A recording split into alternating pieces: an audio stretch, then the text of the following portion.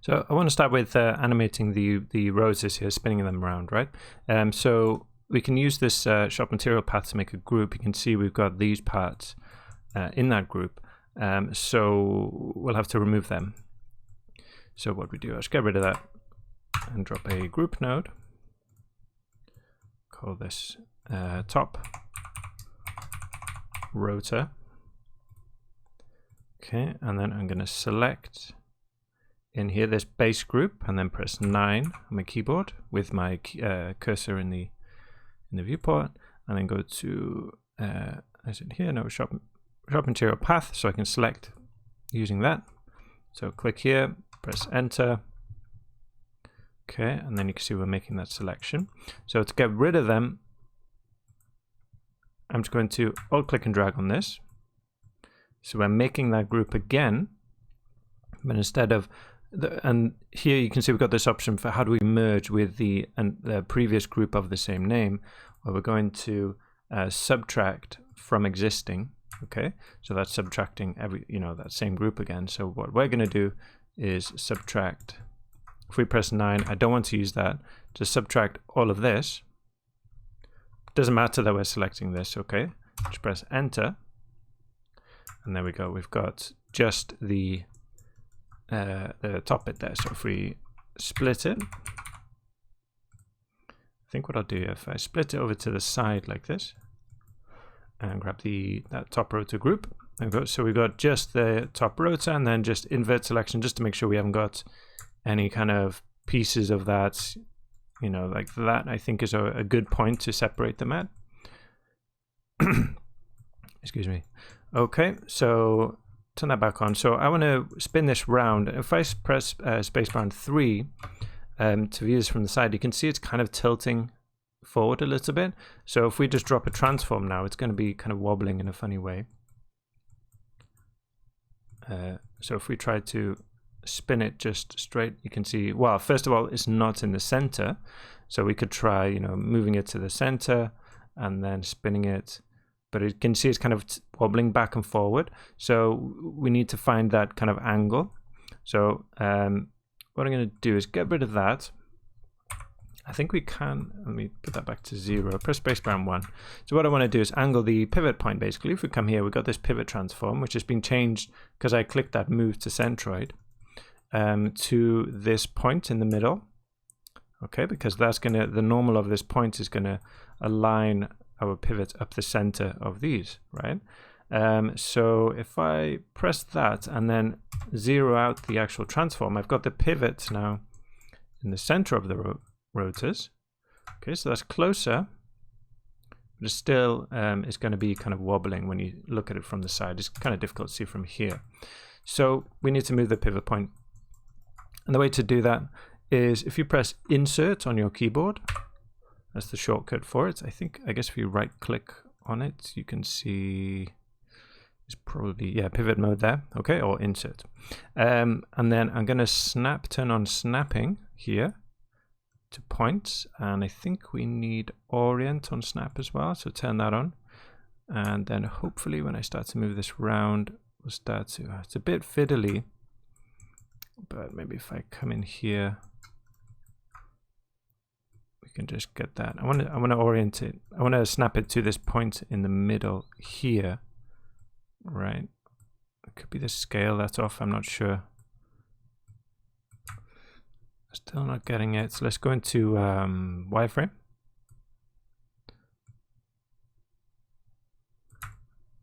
It's pretty much on the point, but it's not snapping for some reason. Let's turn it off and on. Turn insert off and on again. You can see it's kind of snapping to some bits there. Is that it? I think I've got it there. No, it's snapped up behind, all the way up here somewhere now. It's annoying. I think, yeah, maybe you've got to click on the center. That seems to be what's doing it. Let's go try that again.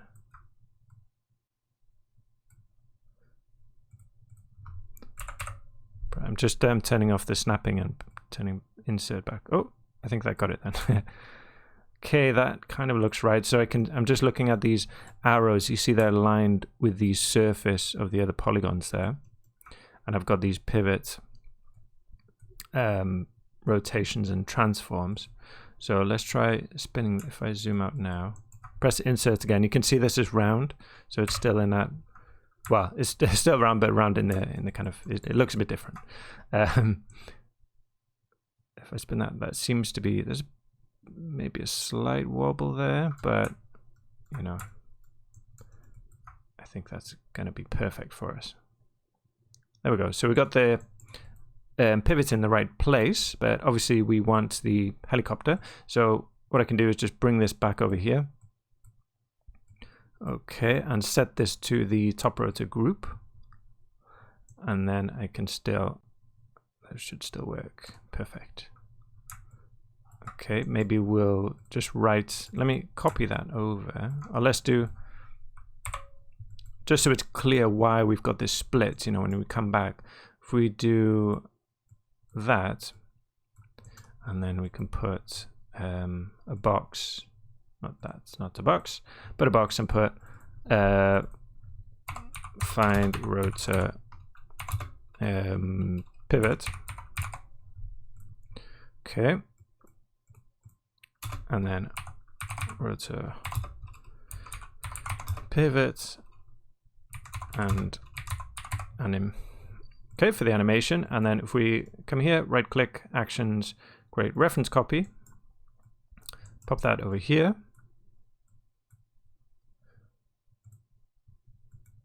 Okay, so they're tied together now, so they're, you know, they're going to be the same. And then in the in here, if we use an expression, I've got $F. Sorry, $F. There we go. And then multiply that by something for the speed, so times 10. Let's try that, and then just play through. Make sure to set this to real time. Seems to go really slow. I'll just put in, I think what I had before was 55. Okay, and then might be worth doing just a flip book just to get a sense of that speed. We'll be animating the actual whole helicopter as well. And we'll get, you know, we'll get a sense of them as well then. We'll just do a few frames here. So again, yeah, just press escape on the Houdini window, and then you can see there we've got a nice fast spinning rotors. You can adjust that, you know, as you wish, faster or slower. You may want to do the same thing on the back rotors as well. I'm just going to leave them for now. Maybe we'll come back to that if necessary. So what else? We want to actually animate the helicopter in terms of these skyscrapers as well. So I'm going to come here. I don't want to be looking at this cache. Let's just look at the whole building. Okay, so visualize the building there, and then zoom out. And let's grab our helicopter. Sometimes I press I to go inside. If that, sometimes that's a bit funny, like double click, it doesn't work for some reason. And then let's get the ghost object so we can see the building. Okay, and drop another transform down here. Let's minimize that for a moment in case it slows. Sorry, bypass this animation stuff for the time being, and then just grab the helicopter, move it up somewhere. Oh, let's turn off snapping there. You can see that green visualizer kind of thing. So I'm just going to, I'll tweak these so they're closer to my previous values later, but just for the moment, just to get a sense of how we get that initial animation. So yeah, want the helicopter to just kind of clip the edge of the building, right? So we need, just a few frames for it to travel. Whether we render that or not, I don't know. It could be just rendering from the moment of impact.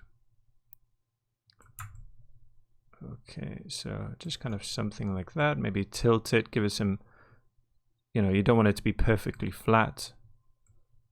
The helicopter's supposed to be kind of out of control, right? So I'm going to alt click on that, alt click on that, and then come forward 15 frames.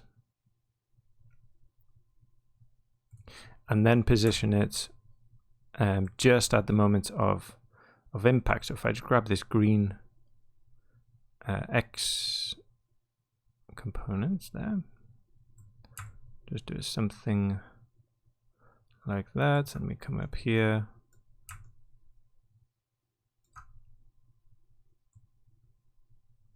Bring it over this way a bit. Okay, and then tilt it just so there's a bit of a change, you know.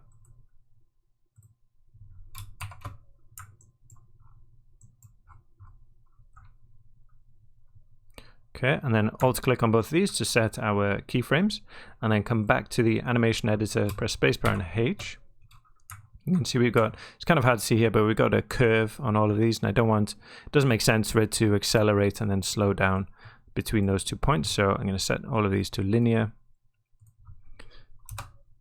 Okay, come back.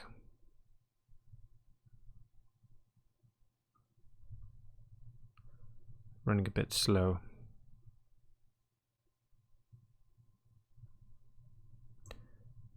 Okay, and then maybe we can just have a quick flip book, see how that looks, and then I'll yeah, most likely be coming back to adjust that in a minute.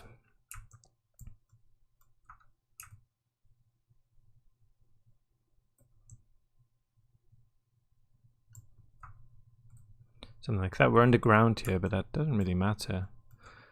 We have that luxury as we're in 3D land.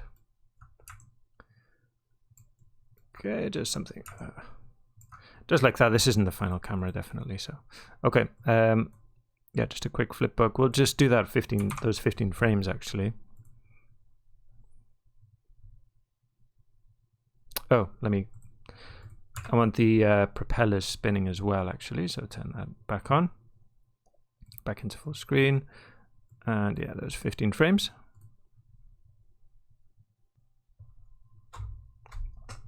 Okay, so that's okay. Probably, I don't know, maybe you want it to be a bit faster, and you know, play around with that tilt a bit more. That's okay there. So this, you know, the animation here will affect the velocity at the impact point. So it's really going to have a big effect on the fracture, right? So you know, we'll come back and tweak that in the next video, I think, because that will also tell me where I'm going to be, you know, where we're going to see the fracture of this building. So in the previous week, we destroyed the whole thing, but you know, we're just going to be doing kind of really just a corner of this. So we're going to really focus on the fracture in that area and optimize it so we can simulate quickly.